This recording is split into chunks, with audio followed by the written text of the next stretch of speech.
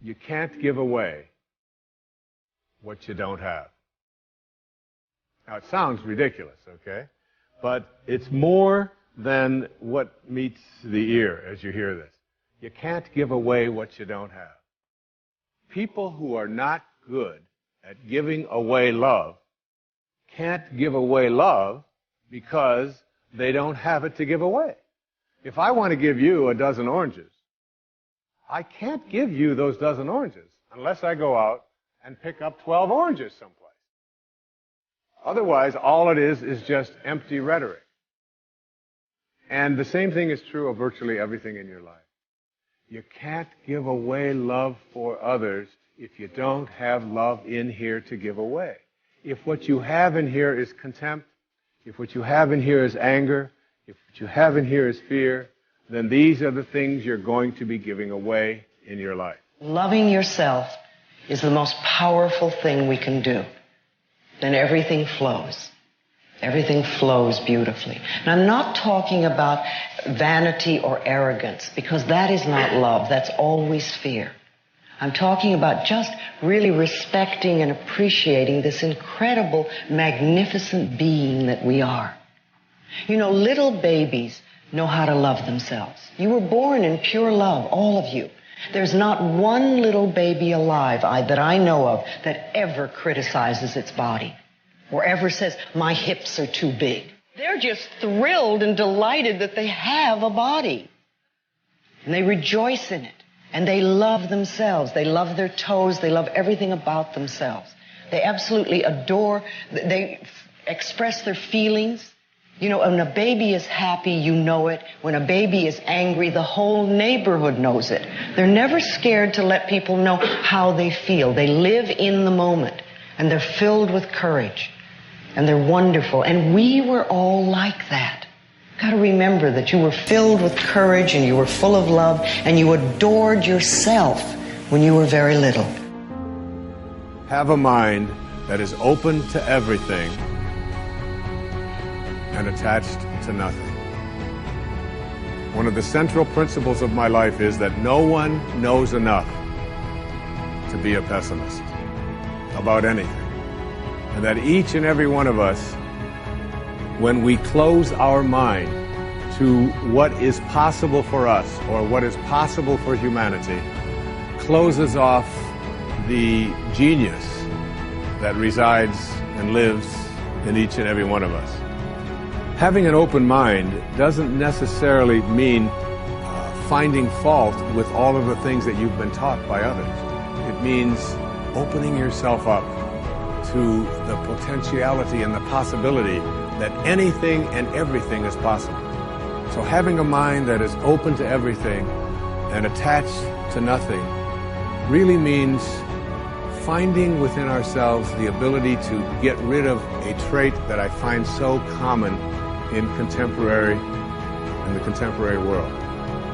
You know that most people that I meet spend their lives looking for occasions to be offended. They actually are out there hoping that they can find some reason to be offended. And there's no shortage of reasons. They're out there everywhere. The way this person dressed, what this person said, they turn on their TV, they hear the news, they're offended by this. Someone used language that they didn't like, someone doesn't share the same customs that you, and people all day long. In fact, if you keep track tomorrow, you will find probably 100 reasons that you can go around being offended. But a mind that is open to everything and attached to nothing is a mind that says, I'm never looking for anything to be offended by.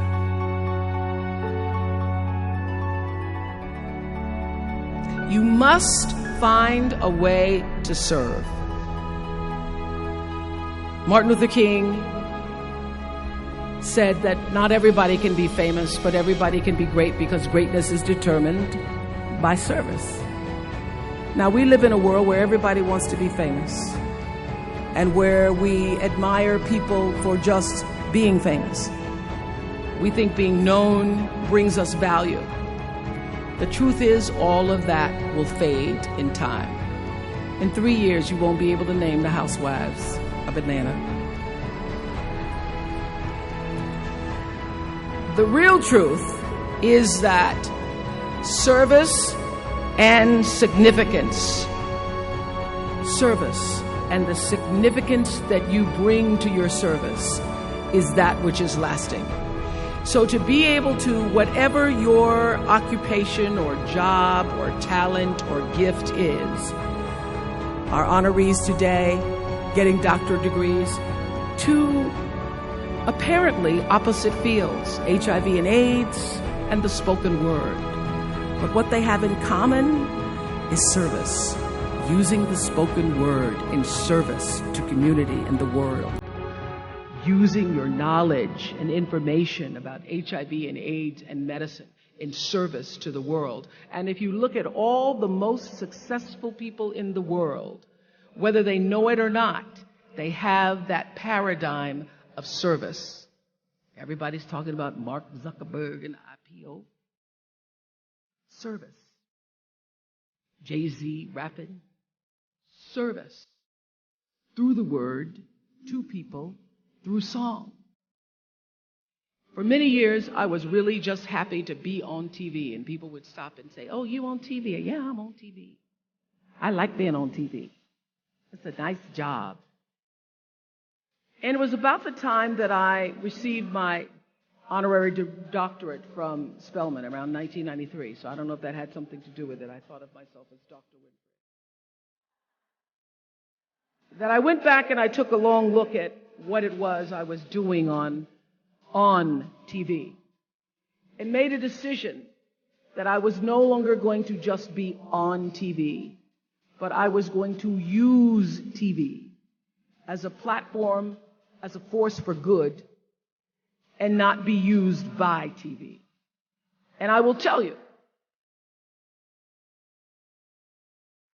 my decision to make that significant change in the way I operated on television, using television as a service, changed my career exponentially. Service through medicine, service through art.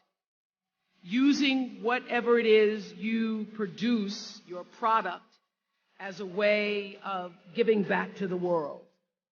When you shift the paradigm of whatever it is you choose to do to service, and you bring significance to that, success will, I promise you, follow you. Service and significance equals success. That's number 2. Number 3, it's so simple, but so hard to do. Always do the right thing. Always.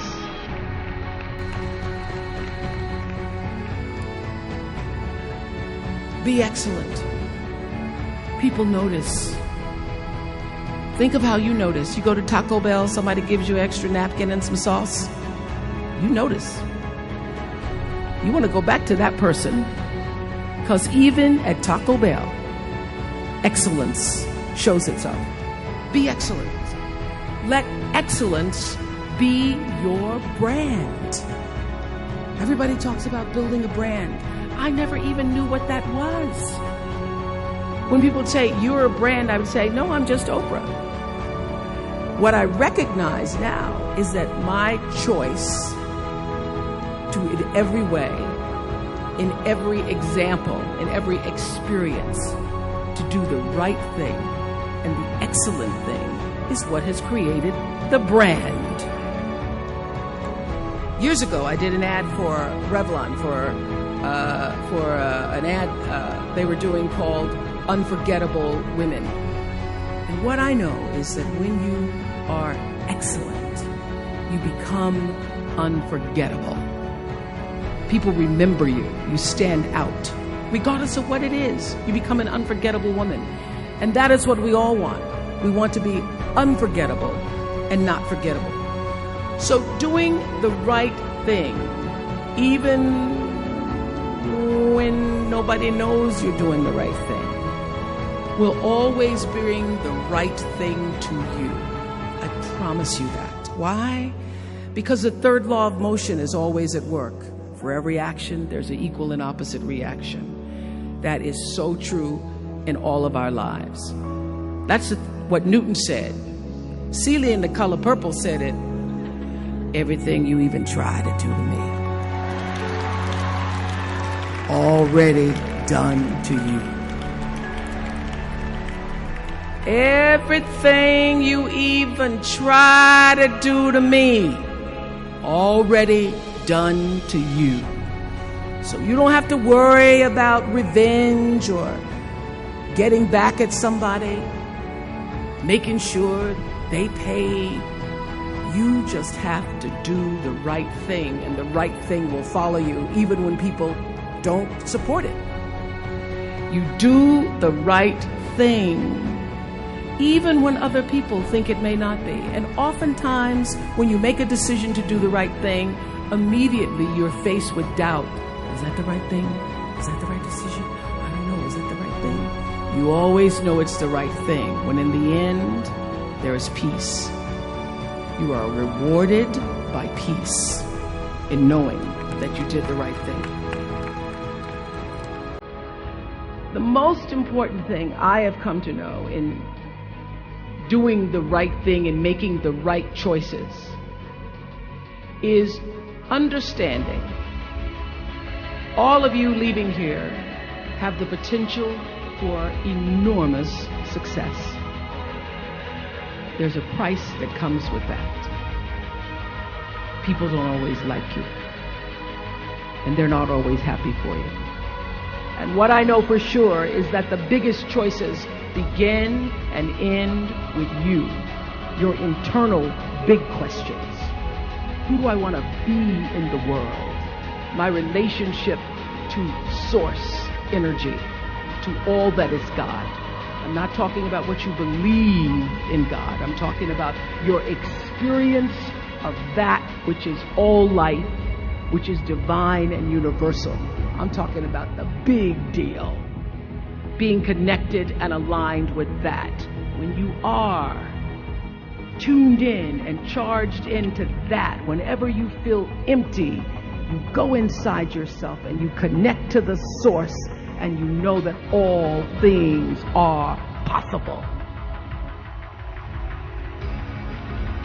To know that, and to choose to do the right thing in service and significance, I promise you, you will create a vessel of service for yourself first, because you have to honor yourself first. You have to give to yourself first, otherwise you have nothing to give away. You will create a vessel for yourself, for your family, your community, and the world. The storm is passing over, and you shall not be moved.